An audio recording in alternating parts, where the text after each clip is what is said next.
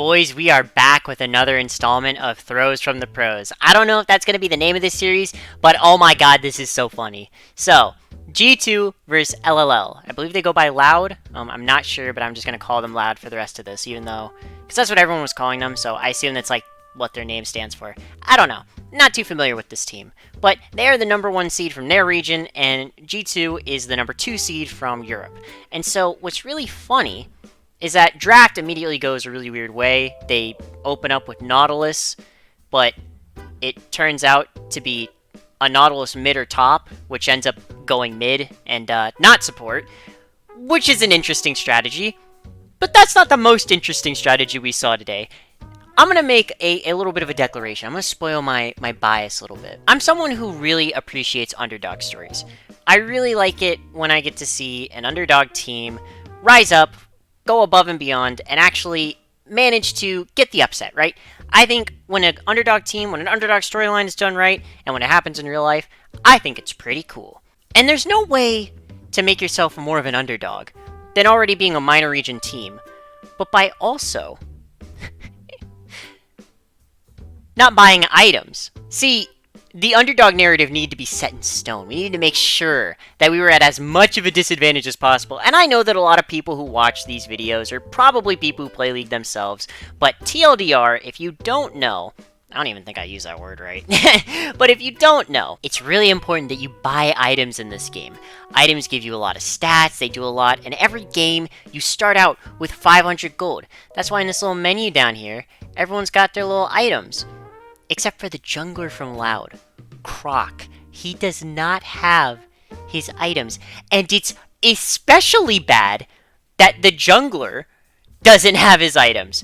Because the jungle, they've changed it a lot over the years. They've done a lot of things to make a lot of changes. So funneling is less viable. So laners have a lot more difficulty clearing camps.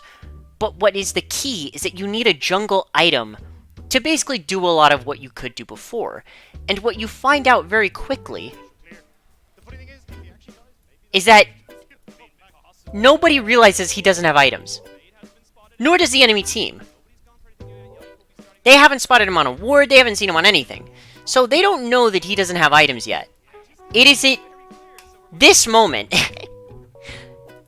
because of how the jungler has been changed, Croc doesn't have a pet following him.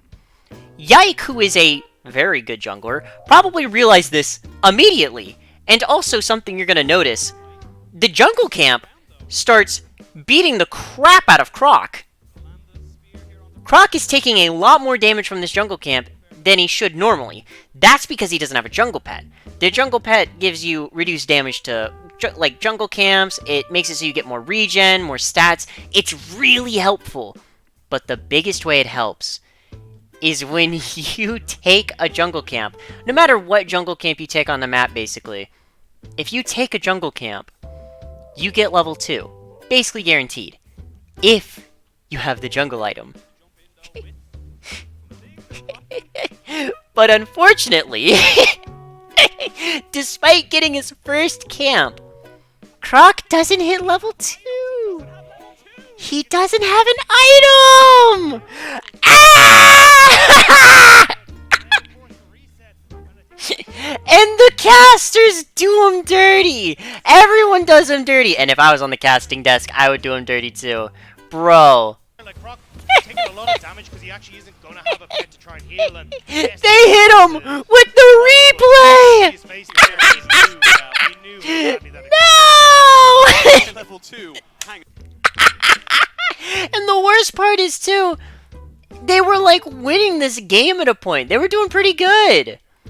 There was a point in the mid game when it was like 6-6 each side, and they were doing pretty good. 8-11. They were like winning team fights despite this setback. Like this fight went amazingly for them. Look at this, Croc being a goat, absolute goat, hitting caps with the stun. Charm goes down onto Yike. This is such a winning fight, and you're probably wondering, how did they lose this game? Well, if Croc's gonna sell it and then buy it back, he might sell it again. And what you find is that if you go all the way to this situation down here, the entire tempo of the game just shifts.